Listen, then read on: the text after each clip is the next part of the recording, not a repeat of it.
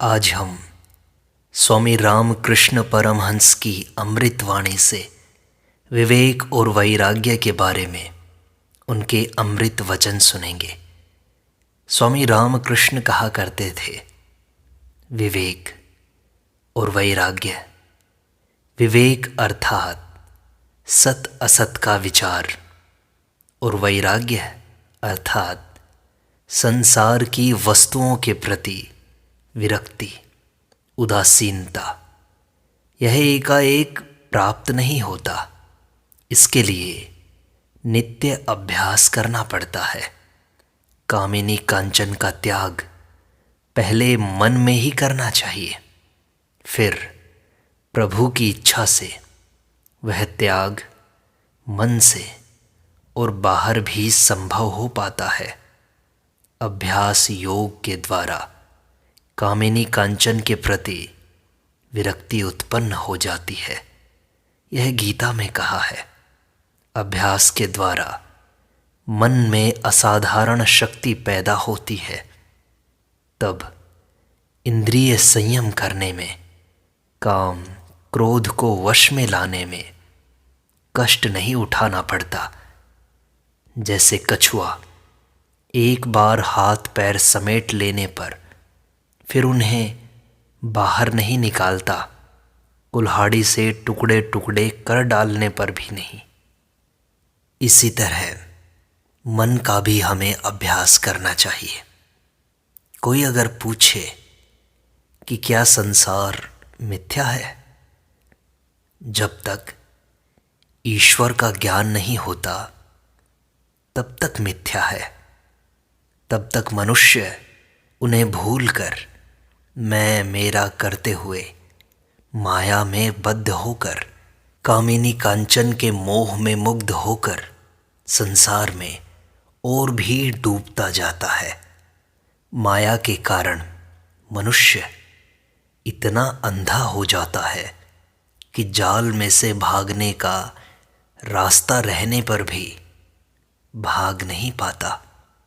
तुम लोग तो स्वयं ही देखते हो कि संसार कितना अनित्य है। देखो ना, यहाँ कितने लोग आए और चले गए, कितने पैदा हुए, कितने मर मिटे। संसार इस क्षण है तो दूसरे क्षण है नहीं। यह अनित्य है। जिन्हें तुम इतना मेरा मेरा कह रहे हो, तुम्हारे आंखें बंद करते ही वे कोई नहीं रहेंगे।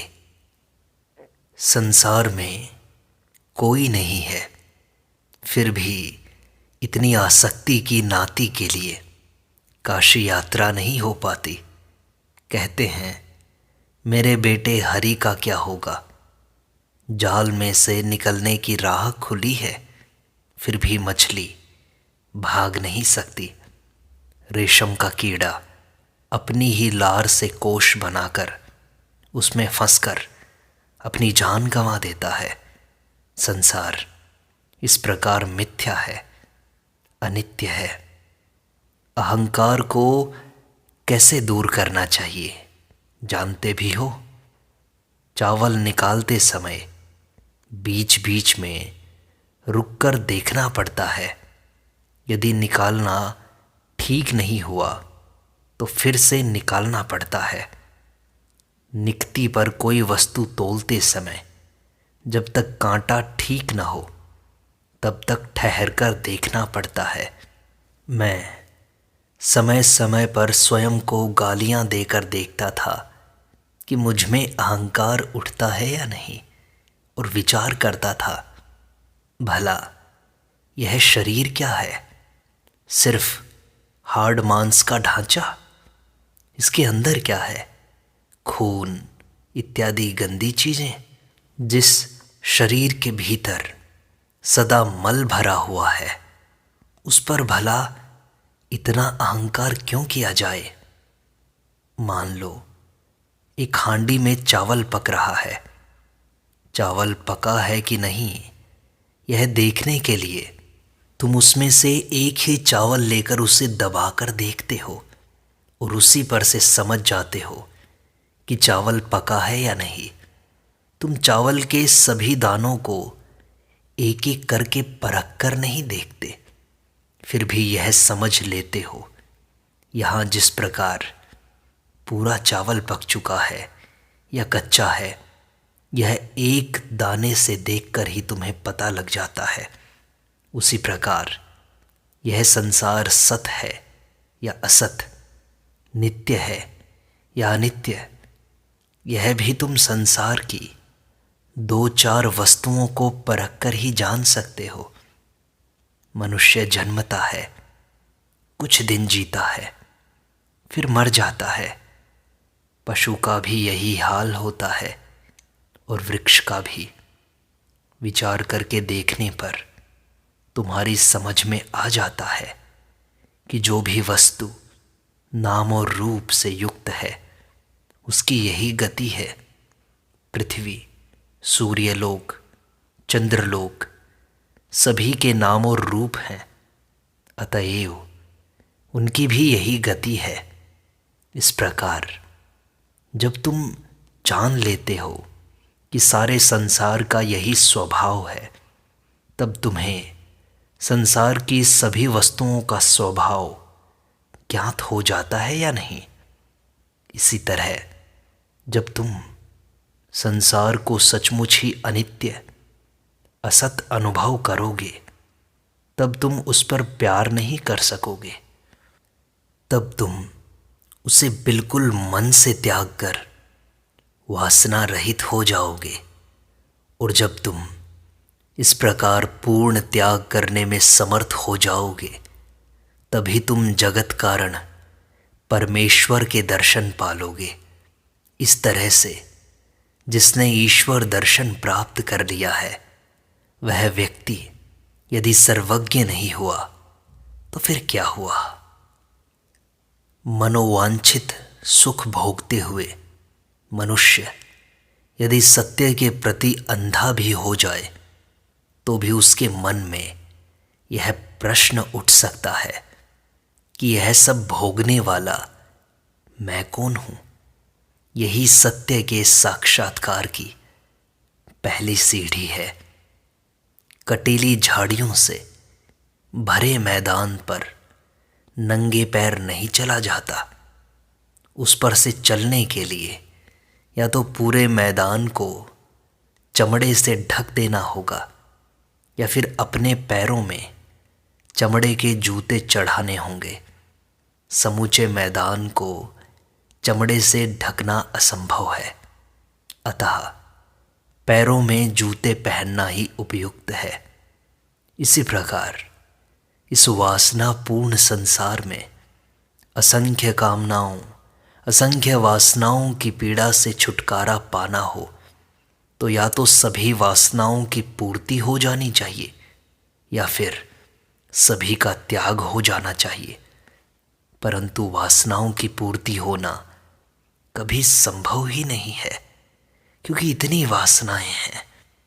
एक वासना को पूरी करने जाओ तो दूसरी खड़ी मिलती है।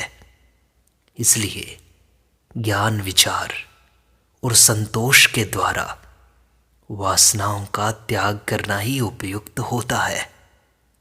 जैसे दाद को खुजलाते समय तो आराम मालूम होता है, पर बाद में उस जगह पर असह्य जलन होने लगती है। उस जलन को सहा नहीं जा सकता। संसार के भोग भी ऐसे ही तो हैं। प्रारंभ में तो वे बड़े सुखप्रद मालूम होते हैं, परंतु बाद में उनका परिणाम अत्यंत भयंकर और दुखमय होता है। एक चील को चोंच में एक मछली पकड़े हुए उड़ते देख सैकड़ों कौवे और चील उसका पीछा करने लगे तथा उसे टोंचते और काटते हुए उस मछली को छीनने की कोशिश करने लगे। वह चील जिधर जाती, ये कौवे और चील भी चिल्लाते हुए उधर भाग जाते। अंत में परेशान होकर उस चील ने मछली फेंक दी। तुरंत ही दूसरी चील ने उठा ली। देखते ही देखते सभी कौवों और चीलों ने पहली चील को छोड़कर दूसरी का पीछा करना शुरू कर दिया। तब पहली चील निश्चिंत होकर एक पेड़ की डाली पर चुपचाप बैठ गई। उसकी इस शांत और निश्चिंत अवस्था को देखकर अवधूत ने, सन्यासी ने उसे प्रणाम करते हुए कहा, तुम मेरी गुरु हो। तुमने मुझे सिखाया कि संसार की वासनाओं और उपाधियों को छोड़ देने से ही शांति मिल सकती है, वरना महान विपत्तियां झेलनी पड़ती हैं। घोड़े की आंखों पर दोनों ओर से अंधोटी लगा देने पर ही वह सीधे रास्ते चलता है। उसी भांति संसारी मनुष्य के मन की बहिर्मुखी वृत्तियों को विवेक और वैराग्य रूपी अंधोटी के द्वारा रोक देने पर ही वह कुमार्गों में न भटकते हुए सीधे ईश्वर के पथ पर अग्रसर हो सकता है। कागज पर अगर तेल लगा हो तो उस पर लिखा नहीं जा सकता।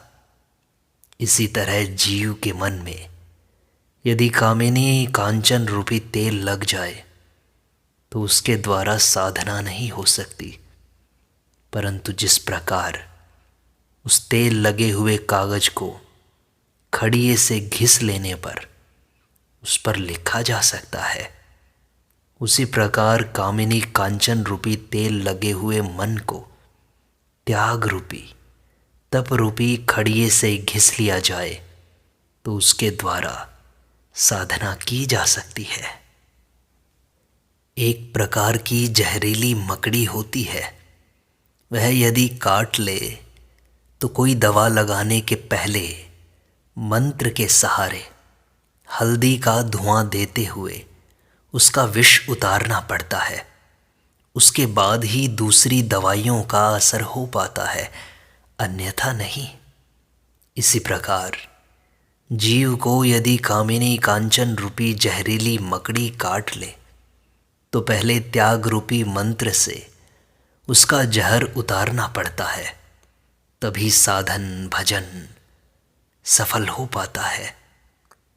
गंदे पानी में यदि तुम एक टुकड़ा फिटकरी डाल दो तो सारा मैल नीचे बैठकर पानी स्वच्छ हो जाता है।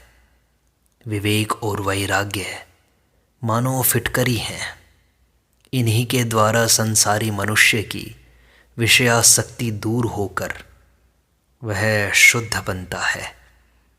रेशम का कीड़ा जिस प्रकार अपने ही कोश में अपने आप फंस जाता है, उसी प्रकार संसारी जीव भी अपनी ही वासनाओं में अपने आप अटक जाता है।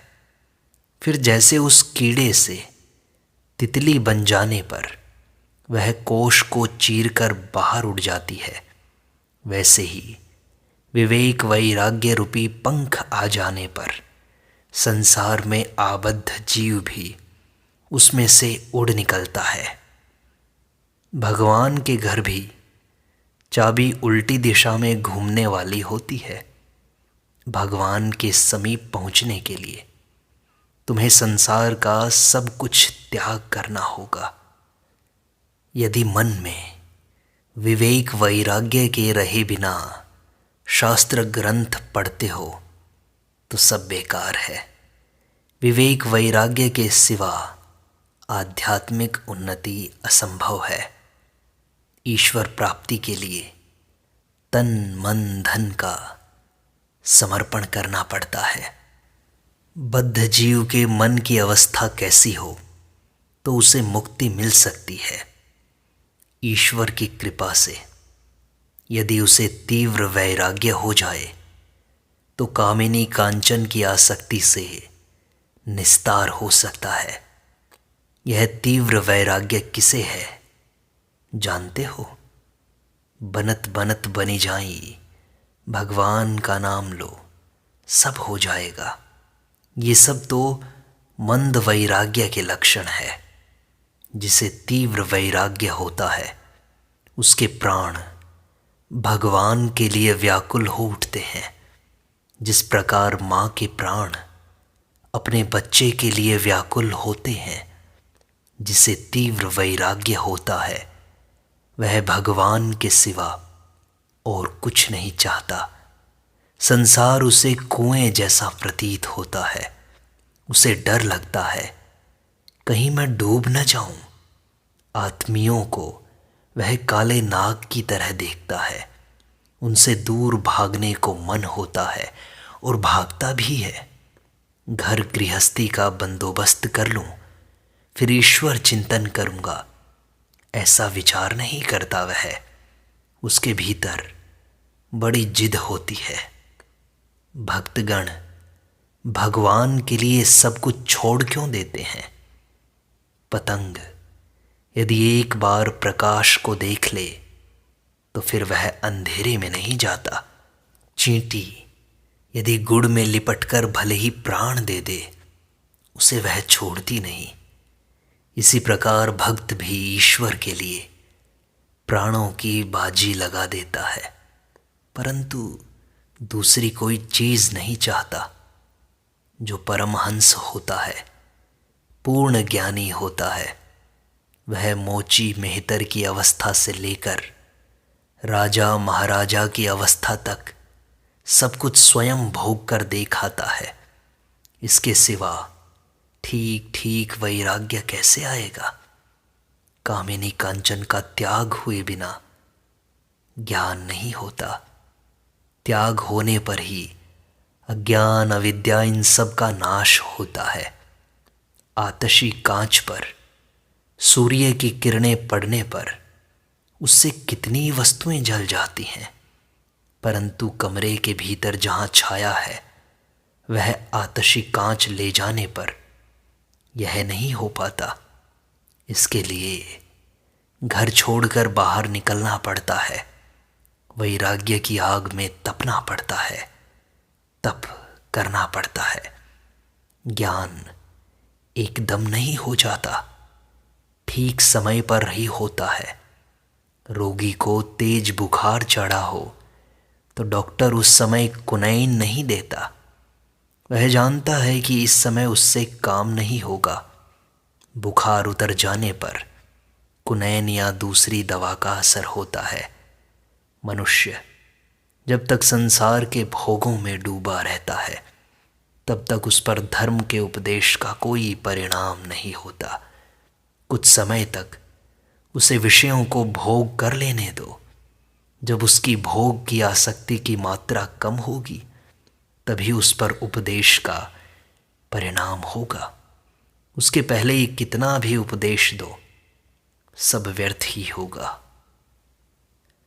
छोटे बच्चे कमरे में अकेले गुड़िया लेकर निश्चिंत होकर अपनी ही धुन में खेलते रहते हैं, परंतु ज्यों ही उनकी माँ वहाँ पहुँचती है कि वे गुड़िया छोड़कर माँ माँ करते हुए उसकी ओर दौड़ पड़ते हैं।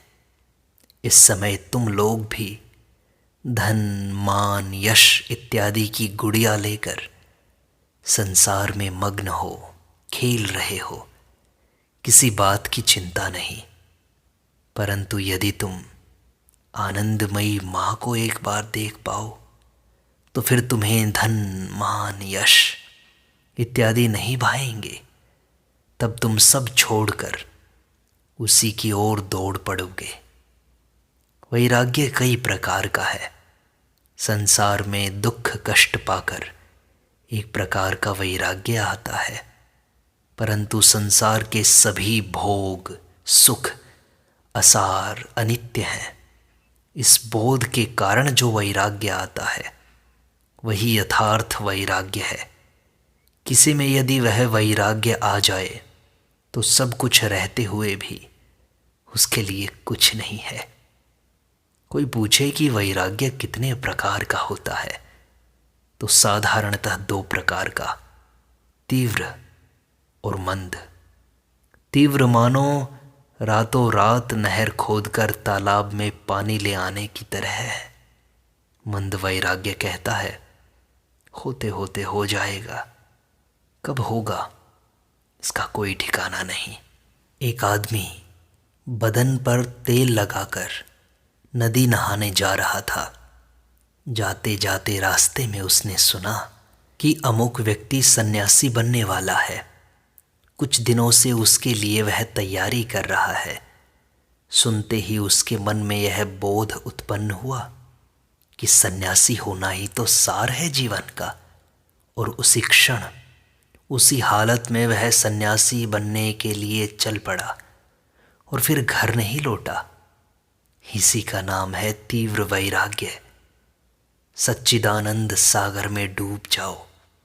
काम क्रोध रूपी मगरों से मत डरो।